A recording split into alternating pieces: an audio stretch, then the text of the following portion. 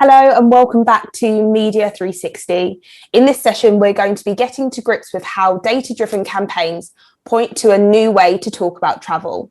Now, you would have seen in that pre-roll there a bit about worldwide partners. Today, we're speaking to two marketing experts from two agencies within Worldwide Partners, a global network of 70 independent agencies in 40 countries who work with travel brands including Las Vegas Tourism, Brand USA, Visit California, NYC Tourism, Visit Scotland, Visit Belfast, and Lufthansa. So with me today, I've got Humphrey Ho, Managing Director of Hylink China, a Worldwide Partners agency. And also just popped up there, we've got Fletcher Whitwell, Chief Media and Publishing Officer from R&R Partners, also a Worldwide Partners agency. Welcome to you both. Good morning from Vegas. Brilliant, yeah. So first off, I'm going to be positioning this question to you, Fletcher. So it's on how data can help us to understand what is on the mind of the travel consumer and how will the world choose to buy travel post-pandemic? Perfect. Well, first of all, thank you for letting me join the Media360 stage. It's great to see my colleague Humphrey and you as well.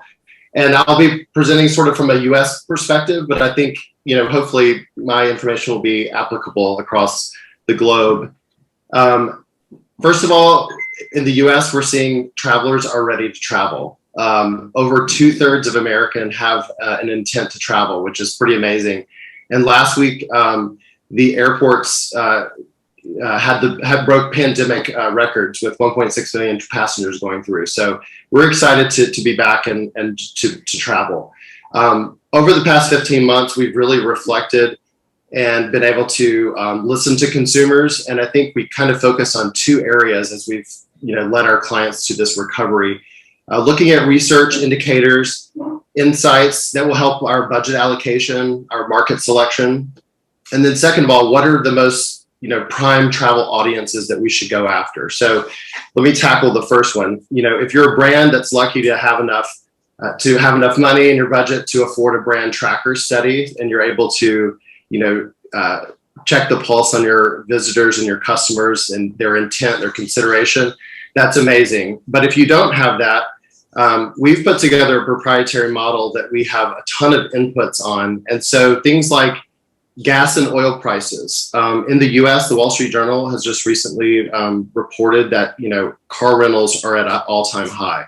So looking at drive markets is critical for destinations. And it seems like with the pandemic, those drive markets where 2-3 hours would have been a typical thing now are stretching up to upwards of 6 to 8 hours. We're looking at airline patterns. For Vegas, for example, it's critical for us to have airlines flying into the market, particularly direct flights. I think with the pandemic, people are wanting shorter, quicker flights. And so we're constantly looking at, air capacity. We're looking at load factors. And so then that helps, us prioritize dollars going to those markets that do have flights coming to our destinations. From an international perspective, we're certainly keeping an eye on this because we feel like summer and fall, there's going to be some opening. For the US, we've been fortunate that the Mexico border has been open during this pandemic. And so there's actually a really high travel back and forth across the border, both people coming to the US. And then there's other factors, that we look at, unemployment rates, vaccine rates, obviously cost to advertise, and all of those sort of go into our prioritization. And then just quickly, let me touch on audiences. Certainly, first party data is the holy grail. So your customers, you should be targeting first, but a couple of other thoughts, if you do have a brand tracker study, or if you are able to interview and speak to your consumers, obviously you want to go after those with the highest intent to travel and travel in the near future. But we've also seen niche audiences and diverse audiences ready to travel. The IGLTA, which is the International Gay Lesbian Travel Association, just put out a study at the World Travel Conference. And LGBTQ plus travelers are 2 times more likely to be booking travel right now than the US general traveler. That's pretty, important. And so if you're a destination that has a welcoming atmosphere, then you should look at targeting those consumers that are diverse like that. Obviously, from a lower funnel perspective, we're all in the search game, but we've had some really strong results looking at the online travel agents and being able to conquest other destinations. And then in a minute, I think we're going to talk about this, but certainly as your clients, as your destinations, as your brands start opening up all of your amenities and all of the product verticals, that's really giving people another reason to travel. Brilliant. And Humphrey, as consumers do return to travel, how are we seeing this play out in retail and across domestic duty-free? So domestic duty-free, funny you should ask. So Hylink has a point of view of this, given that we see things from China as well as all over the world. 230 million people traveled in China, which broke a record for Labor Day in 2021, so May 1st holiday. That is a really strong signal for international travel when that resumes. And there are some countries that are traveling to China now as it is, called vaccine flights. If we've been looking into that. Travel retail also has been quite strong in China. So Hainan duty free is a very good and very strong topic. Hylink is one of the very few marketing agents that are able to bring brands into the country as well. So Hainan duty free, what does that mean? Every Chinese person who visits the island of Hainan, which is essentially the Hawaii of China, it's the southernmost point of mainland China, gets 100,000, so about 14,000 USD in post-travel duty-free spend. You can use that over 6 months. Now it's gone up from 16,000, which was approximately 2,000 USD, all the way, or 2,500 USD, all the way to currently today about 14,000 USD, and that number is likely to rise moving forward. Almost everybody uses it. Given Hylink's size in China, we are the largest digital agency there. We have several strategic partnerships with all of the OTAs in place where we actually can target travel intent, confirm traveler, and post-traveler using post-travel data. And therefore, domestic duty-free has been booming. 100 million RMB days are now the standard. So about 13, something close to $14 million days for duty-free, not at the point of travel. This is $14 million in duty-free sales once the user returns home. This is up 20 times since the second quarter of 2020, when it reached its lowest point in 2020. And domestic duty-free is going to likely be a trend, at least in China. It does ring some alarm bells for international marketers. If you're a brand and you were expecting Chinese travelers to return to the country, abroad, and purchase your products, now is potentially the time to pivot your business model to cater to consumers in this domestic duty-free environment, because as people return to traveling, there's going to be a lot more domestic duty-free opportunity in Hainan, likely in other cities in China, than there will be relying on international tourism coming inbound. And Fletcher, how do we go about curating messages that combine the destination marketing with global travel retail to help to kickstart the industry? I think we've probably all been feeling this, but we've been talking to customers over the past 15 months and then now recently because they're ready to travel again.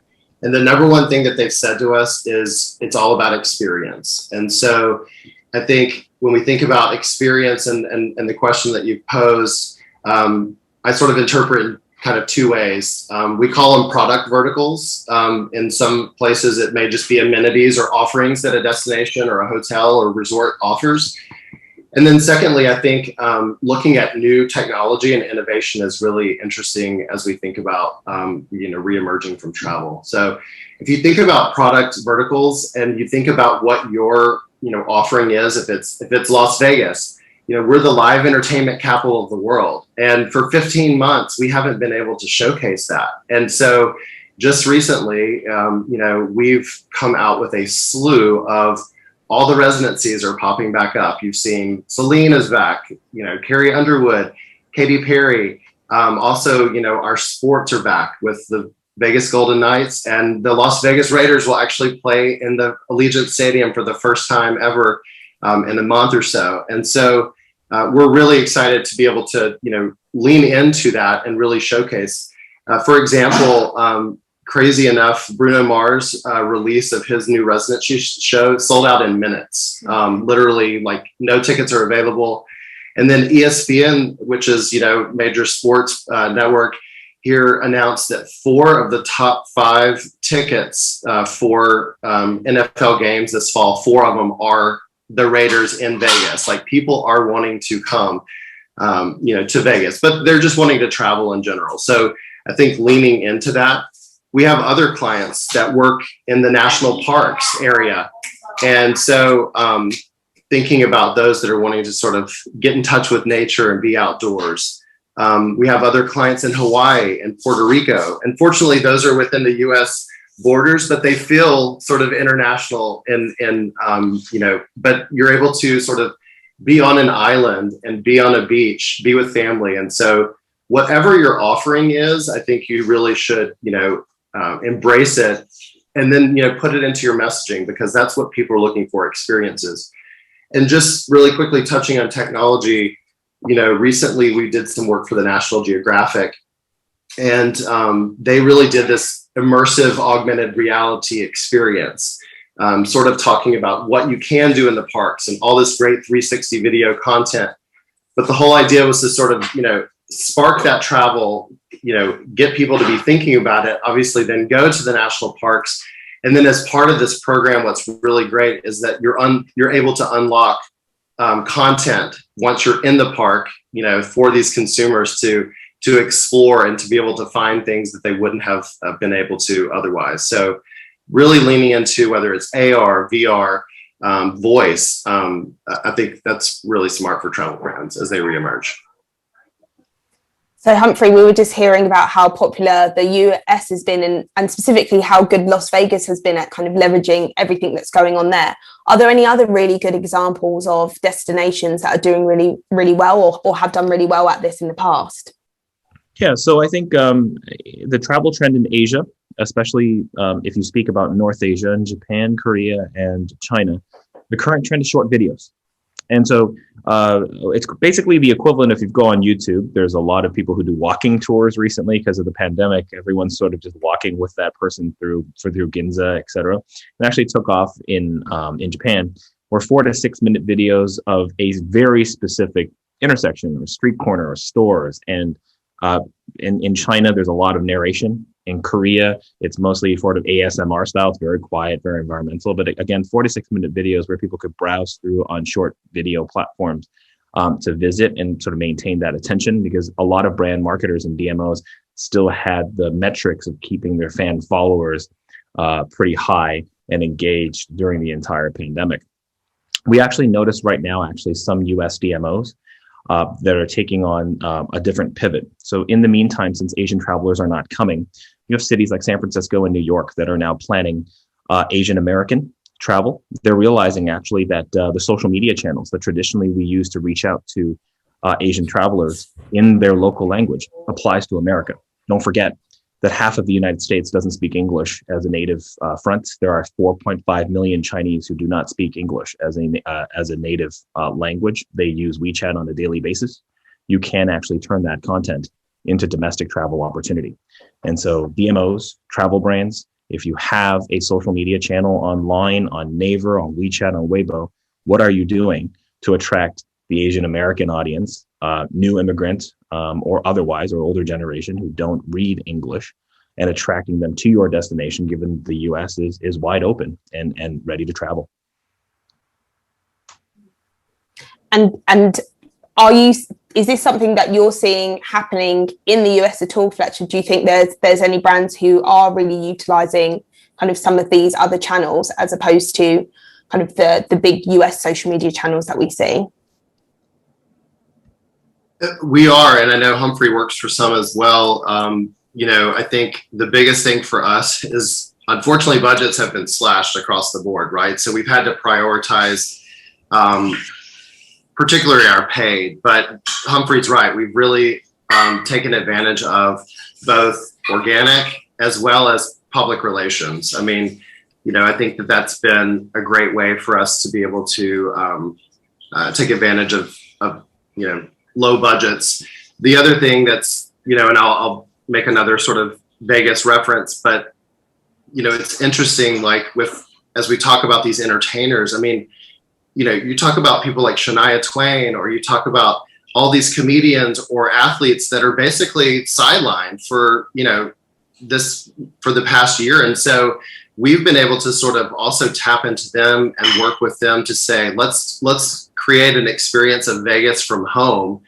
And that's been really popular on our social channels. We've, done immersive Zoom backgrounds. I mean, any and everything that we can do. We've created games, and that's been through the social channel. And but people have been craving that, and I think it goes back to sort of that, experience. Like what's going to inspire me to travel, but then also, they're thinking about dreaming and wanting to be back out there because we've all sort of been locked down. So I think Humphrey's right that social, email, and PR have really been ways that we've been able to, talk with consumers when our budgets have been pretty much decimated. So I know now we're going to look at a few case studies that illustrate the future of travel marketing and utilising partnership with influencers, brands, and mobile games, because I guess these examples can be kind of reconfigured and used to kind of showcase any destination, really. So Humphrey, do you want to start? Do you have a case study that you think is kind of really key for people to think about at the moment? You're referring to just in regards to case studies for travel content, is that right? Yes, exactly. Travel content, people that are doing things well, and those concepts that can be leveraged in other ways, really. Okay. Well, given the internet, I look at it from an international travel standpoint, so I'm going to comment on that from an international travel standpoint. I think there's actually a couple of really good tourism boards that are doing a really good job at the national level. Dubai is one of them, and another one is Australia. Throughout the entire pandemic and currently now, they have been evolving into, as I alluded to earlier, short video. So in order to keep their followers engaged in an environment completely, don't forget that you cannot physically travel from every Asian country to Dubai and Australia. They've started issuing short video, and they've started sending out people. They're themselves domestically able to create that content. So their domestic agencies actually started creating content anywhere between 3 to 4 minutes. They're usually walking tours with narration, or simple, very silent national parks. It could be about their, nature, cityscapes, etc., around a theme.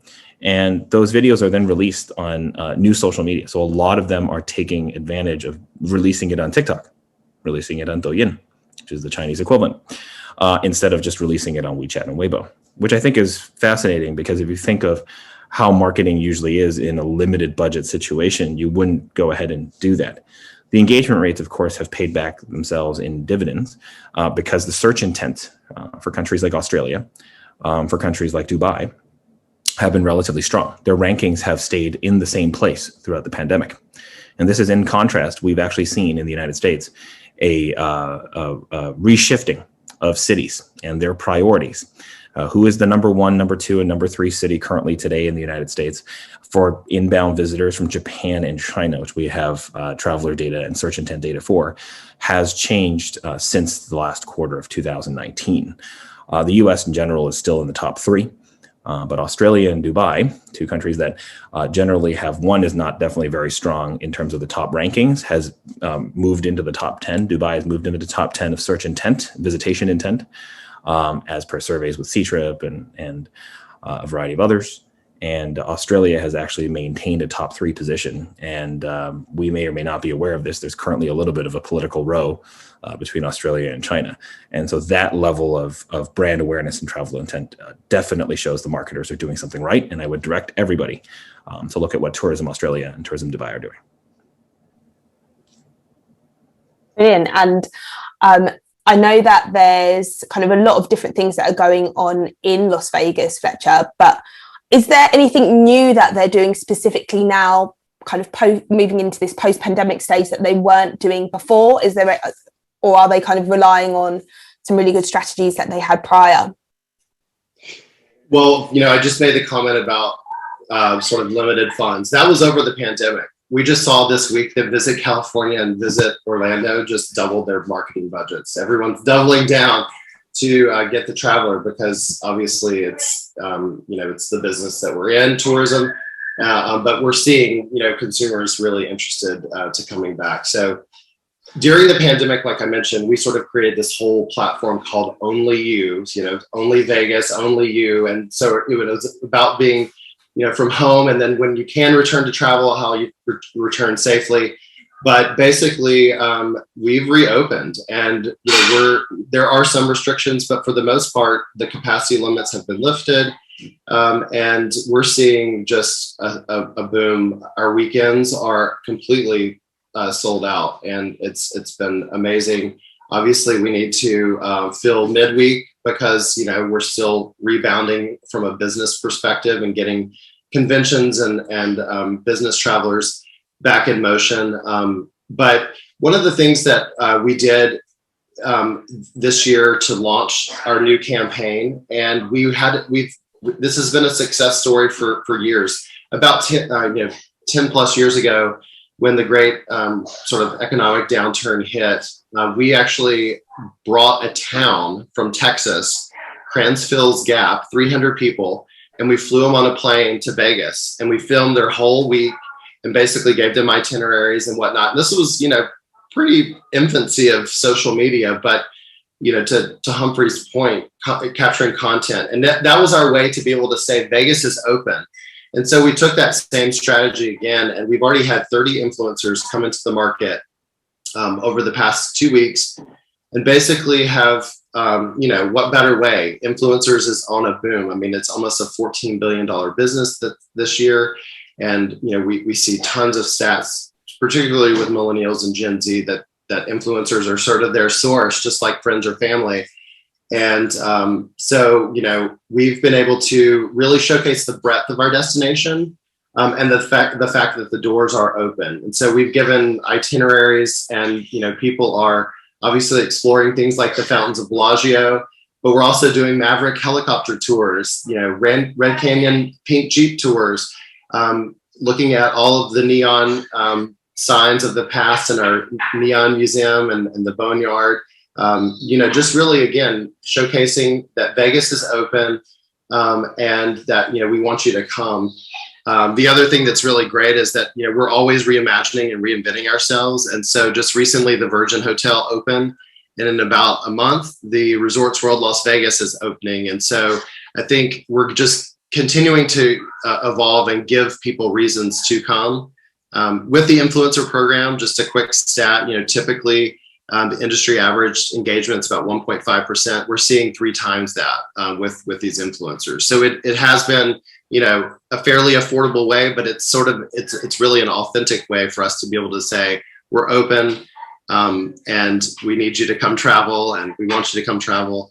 And this is, in addition to a lot of our marketing campaign efforts that are out there as well. So Fletcher, obviously at the moment, domestic tourism is very popular. Will the strategies change as international travel increases?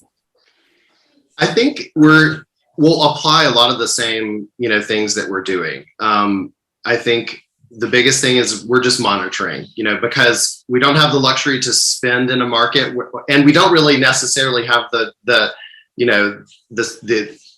golden sort of mirror ball that we can determine, who's going to be next to open up for us. But we do anticipate, like I said, Mexico is open. We anticipate Canada will be open up this summer. And then hopefully, God willing, Europe and Asia and whatnot will happen in the fall. And I think right now we're really focused on social media and PR. Then we'll be dialing up co-op programs with airlines. And then in some markets where we can market to leisure travelers through paid media, we will be ramping those efforts up as well. So Humphrey, so as well as us looking towards what Australia and Dubai are doing, do you envisage there will be changes in campaigns as we kind of move on to the rest of 2021 and international travel opens up? I think we're going to definitely see a lot more engagement on the digital side. A lot of DMOs, especially here in the United States, have been pretty traditional in their media buying, in their media patterns all over the world, but especially in Asia. we are definitely seeing a shift in travel trade and consumer marketing. I think that's blurring. Traditionally, for example, PR was a trade effort. It is now a consumer effort. Traditionally, managing travel agents, online travel agents, used to be a trade effort. It is now a consumer led effort. Yeah, this is because of the amount of user and consumer data that we're able to target and drive bookings, because a lot of DMO behavior has also changed. It previously was a lot about branding, and it was a lot about share voice. You'll see now that cities and states, especially here in the United States, are having much deeper conversations about real trackable bookings. And so they're even taking part, as Fletcher alluded to. Asia is likely going to be reopening towards the latter half of the year. Currently, campaigns are already in place, whereby via social media, via influencer, and also via paid campaigns, we're already seeing DMOs work with different platforms to commit to bookings for the latter half of this year, knowing that much of the activity will likely resume then. And strong traveler intent is proving that those bookings are coming true. It's a great first sign of success for US DMOs who are seeking to just test the waters to see if Asia's forgotten about us. The answer is Asia has not forgotten about the United States. And so now is the time for a lot of marketers in the travel retail and the travel tourism space to really get involved in campaigns that involve some kind of pre-booking and taking advantage of many of the partners that are, I'm sure, reaching out to you right now in regards to making sure that you participate in those campaigns so that we can show initial success to our partners. And I've got some audience questions here. So I think this first question is towards you, Fletcher, just because I know that a lot of the stage acts that you mentioned that perform in Vegas have a big LGBTQ plus following. So it's, how do you go about targeting the LGBTQ plus segment authentically? Well, I think, that's something that Vegas, we've worked on for two decades. And it's near and dear to our hearts at R&R Partners. We've actually, for the past 30 years, every state legislature, we've participated in helping, pass legislation for LGBTQ rights. And so whether that's, marriage equality, hospital visitation rights. And so the Nevada Resort Association has embraced that fully. And most of the resorts, the accreditation that we sort of look at in the US is the Human Rights Campaign. And if you score 100 on your equality index, that means that you're doing everything. You're providing transgender benefits. You're providing, all sorts of welcoming opportunities. You're also putting your money where your mouth is, and you're doing marketing efforts towards the LGBTQ community. So I think first and foremost, you have to have that sort of foundation and that welcoming atmosphere. And then product that, is interest to all these niche and diverse segments. LGBT travelers are also part of the general consumption. We love, football and the Golden Knights just as much as anyone, but yes, absolutely. I think, coming to visit somebody like Katy Perry or Celine Dion would be on someone's first bucket list out of this sort of pandemic. So. And I'll start with you on this next one, Humphrey. So do you believe that there'll be an overall reduction in global travel as consumers have become more cautious post-COVID? I'll split that question in two. I think that the travel intent for consumers in Asia to visit abroad will be the same. It is all down to the infrastructure that gets people there and back. It's down to the vaccine passports, the ease of travel, those kinds of things. But if everything was fair and equal and everything came back to the end of 2019, travelers from Asia and international travelers would be the exact same, if not having had grown. This is solely because different countries represent an opportunity for discovery, and the US is very strong up that list. The second thing that I actually would think is that needs to be of a better job in the United States and also even domestically amongst marketers, even in Europe, is the message targeting minorities. These are messages that so we do a really good job targeting English speaking. But what I think is the hesitant traveler in the United States here, and we've seen it in terms of retail activity for our other clients. We do monitor retail activity and footfall, and we've noticed that there is a significant gap, a 3-to-1 gap, in regards to the number of visitors visiting retail. This includes restaurants, for example, or are outside or on mobile while we look at device data for travelers who don't speak English. And how do we encourage them to leave the home while travel tourism is already up and up? How do we encourage them to travel within California, within New York, go a little bit further, go from California to Texas, go from California to Vegas, which should be an easy sell, and then going transcontinental, going from Los Angeles to Boston. These are all going to be where marketers will have to spend a lot of time, because I think the growth there is going to be the hardest to realize when we look at all of the data at the end. And also, of course, for US marketers specifically, it does serve a need, and it does serve a social trend to ensure that we are targeting all ethnic minorities equally in our messaging, especially as travel tourism recovers. And Fletcher, do you believe there'll be a reduction, kind of, I guess, not a reduction in comparison to 2020, but kind of looking at 2019 compared to 2021, do you think that there will be a reduction in kind of international travel, especially people coming, I guess, into the US? I think when you look at 2021 as a whole, certainly just because we only have a little bit of the year, to go, but I feel like the indications that we're seeing, I mean, Vegas was at 43 million visitors before. We're pushing those numbers up to hopefully 45 million. And I think part of that will be a combination of domestic and international. COVID, or Humphrey's right, it's all about the infrastructure that's going to get people there. But I think travel, desire and intent to travel is high across the board, regardless of country. And so I do think that we will have a surgence. And I'm hoping that, those visitors are coming for a longer period of time. They're also coming with, more money as well. So I think it will be a great audience to go after. Certainly in the short term, we have to focus on, who can travel and who's right to travel now. But I think, Humphrey's exactly right. We need to start preparing for it, because once, the passport vaccines and flights start, flying again internationally, we have to be ready to capture our share. And both of you have spoken about content and influencers being key at this point. Do you see your own media buys shifting the balance from traditional channels such as TV to native, social, and influencers?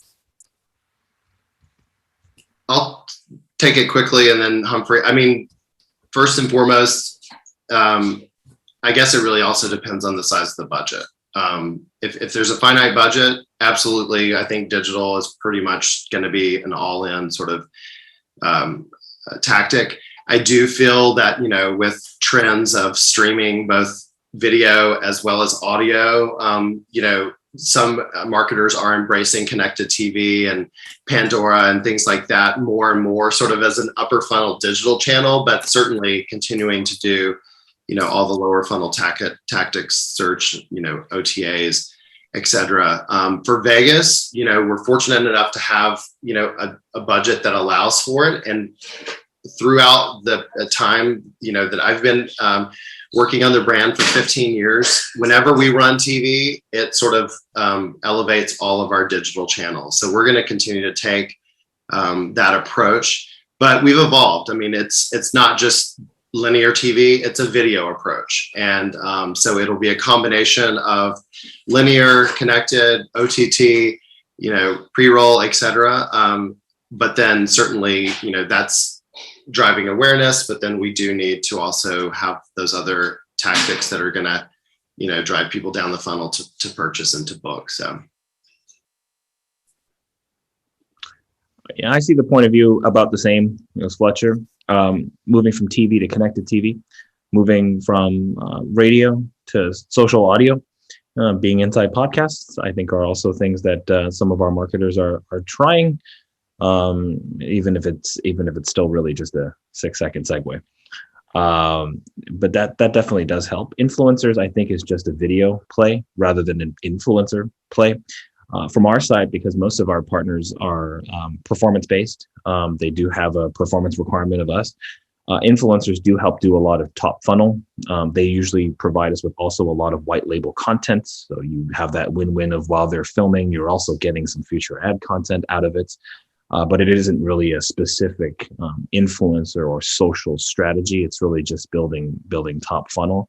The rest of it is still down to lower funnel stuff, search, bookings, in platform games, et cetera, et cetera. So we've heard how content can be really powerful in encouraging people to travel, but the question is from the audience as well. It's kind of, what are your thoughts on augmented reality and how that will affect travel and retail over the next 5 to 10 years? Do you think it can have a positive effect, encourage travel, maybe people buy more, buy less? I'll go first. Yeah, go first. Okay. Augmented reality, I cannot speak for it being, at least in our case, for international travelers, for DMOs, it is budget prohibitive. You have to be quite innovative. You have to be very well invested into your creative. I can think of very few DMOs here in the US that invest heavily in their AR efforts, in their VR efforts, in their tech efforts. But for travel retail, it is definitely a must-have. So, for example, we only need to look as far as Burberry. Their most successful pop-up store in Seoul, in Shanghai, in Tokyo was the same one. The Burberry AR store. You go inside. There are many. This year they did a lot of sort of zoo. There was a sort of a zoo theme, safari theme. You have giraffes and you have a whole bunch of other things, and they were all green. None of it was colored. None of it was painted. It was just you had to put your phone over it, and you would have your own unique experience, and you would have to capture a variety of special editions. They were all hidden inside your phone. The store itself really just sold perennial products.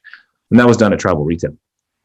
That was done in a variety of travel retail in city locations, in Hong Kong, in Tokyo, etc., where they have in-city duty-free.